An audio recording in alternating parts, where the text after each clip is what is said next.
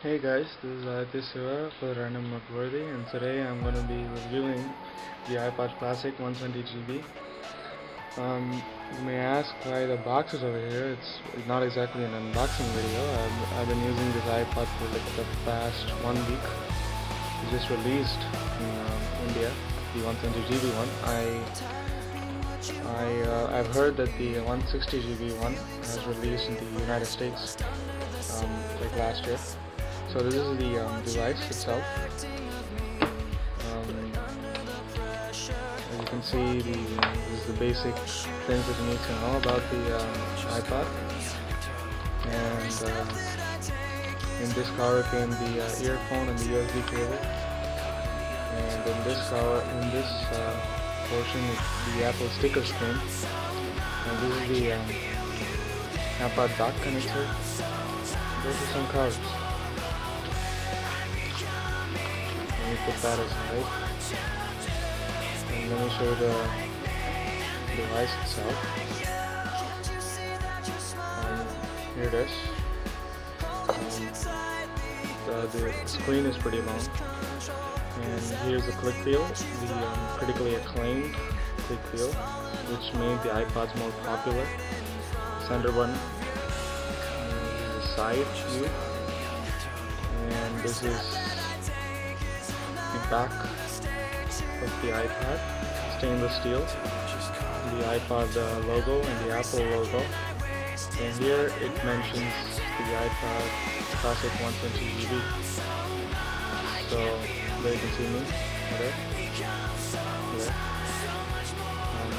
Over here is the 3.5mm headphone jack, and this is the hold or lock button. So let me release the hold or lock button. And there you see the menu. There's music, videos, photos, podcasts, extras, settings, and options to shuffle all songs. And this, as you can see, I have 468 songs right now. Okay, let's move over to music. Here you have Cover Flow, which was a really popular feature introduced by Apple. Here I just have to go left or right to navigate my way through this Cover Flow. It's there. This feature seems to be there in the iPod Touch also. And here's Genius. All I have to do is hold down the center button to bring up the Genius option when I'm playing a song. And I can choose the Genius option, and it will create a playlist for me. Here's a playlist, on-the-go playlist. To add songs to this playlist, all I have to do is highlight a song or video or anything else, and hold down the center button and select Add to On-the-go. Here's the artist options, the albums, compilations, songs, genres, composers, audiobooks, and you can search your iPod. Let's say I want to search Not Afraid by Eminem, and there it is.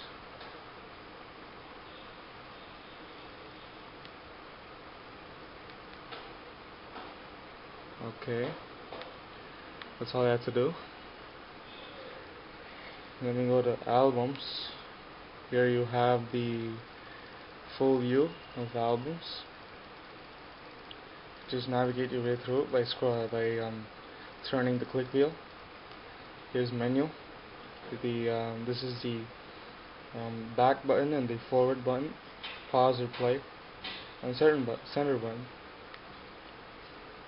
And here's videos. Let me show you the video quality, a sample video quality. And for doing that, I don't have any movies as of now, or rentals or TV shows. I have music videos, and I want to play Eminem's Not Afraid. Or since I did that for the search option, let me go to Rihanna, Only Girl in the World. Here's how it is. Unfortunately, this doesn't have the motion sensor, the landscape pushing, so I always need to watch my videos like this.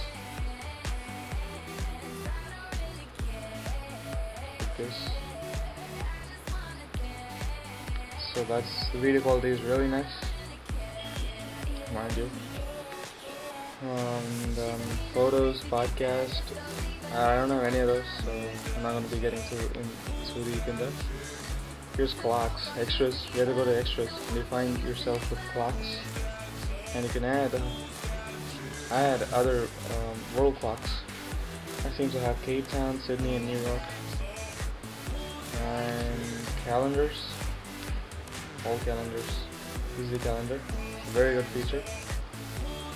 Pretty nice. I really don't use these, so I'm not talking about that. And contacts, I can set my contacts. The alarms, games. You have 3 games that comes pre-installed with the device itself. And I can add notes. And the screen lock option, and the stopwatch. This is the stopwatch. You can see me over there. Okay, enough of that. Stop clock seems to be still running. Stopwatch, sorry. Here's settings. If I go into settings, I find myself with a whole list of settings. And you can turn on shuffle on forever and repeat on forever. Main menu, you can set a list of things that you want in the main menu, and set things that you want in the. You can customize your music menu and your volume limit. So here's the volume limit. There's a backlight. You can set the amount of time that it takes to turn on the backlight by itself. And the brightness. I would recommend for everyone to have the brightness at 0, because the brightness is the brightness, screen brightness is really good. And it comes with a list of free amateur equalizer options, which really don't make any difference. But as of now, I have the rock equalizer. It improves the bass and the vocals, so I'm pretty satisfied with that. Here's a sound check. I would advise you not to turn it on. Here's the clicker, and date and time, sort by language. Comes with the whole list of languages, a lot of languages. Your legal statement by Apple. That. And you can reset settings if your device seems to be acting awkwardly. So that's it. That's the iPod Classic for you. The audio quality is superb. And one thing that I need to really review about, tell you guys about, is the battery life. I charge it once, fully, for 2 hours and 1 hour. That's enough. It will last for about, let's say 4 or 5 days. It may last even up to 28 days or 30 days if you don't use it that much. The battery backup is superb, simply superb. I don't need to charge it very much as I do with the iPod Touch. So if you hang on there for a second, let me bring the iPod Touch and compare the side thickness of both the devices. So just hang on there.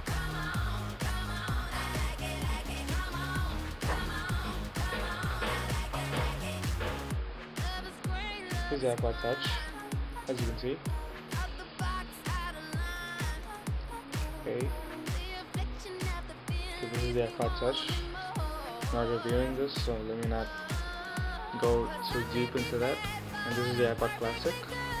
As you can see, both the devices, the thickness of the iPod Classic is marginally way more than that of the iPod Touch, and that's simply due to the fact that the iPod Classic has a greater capacity to hold songs and apps and all that stuff. So The iPod Classic has a hard disk as well, 120 GB hard disk, and this is for you. And if I forget, let me go to, if I go to settings, if I highlight settings, it tells me how many gigabytes I have free. So that's a pretty good. And so it tells the owner of the iPod. That's really nice. And to turn it off, I just have to hold the play button. And I usually turn the hold lock button on too. So compared to the thickness of the iPod Touch, the iPod Touch is better and portable, but on the basis of capacity and music playing capabilities and battery backup and all the other stuff, and even portability, you can say, and it just carry your whole library with you. So on that context, I would say that the iPod Classic is way better than the iPod Touch. It's just a magical product, as Steve Jobs says, for the iPod too. So as an iPod, this is a really good device. I would recommend each one of you guys, if you love music, this is the device to buy. Never buy an iPod Shuffle or an iPod Nano. So that's it, guys. I would say that the iPod Classic is the best iPod for music, and the iPod Touch is the best for games, apps, and portable game playing and all that. And the iPod Nano, I would say that it's good. It's good, but it's really, you can't have your whole library with you. In this, you can have up to like 20,000 songs in a 192 kbps rate. So that's it, guys. My verdict is that the iPod Classic is much better than all the iPods out there for music, on the context of music playing capabilities. If you are satisfied with other iPods, if you want to get other iPods, go ahead. But I would recommend you to get the iPod Classic. And the only iPod that I wouldn't recommend for you to get is the iPod Shuffle, which is purely a waste of money, and it's like budget priced. So that's it, guys. This is Aditya Siva, for the Random Noteworthy. Thanks for watching my video. Subscribe, comment, and thumbs up if you like the video, of course. Thank you. See you later.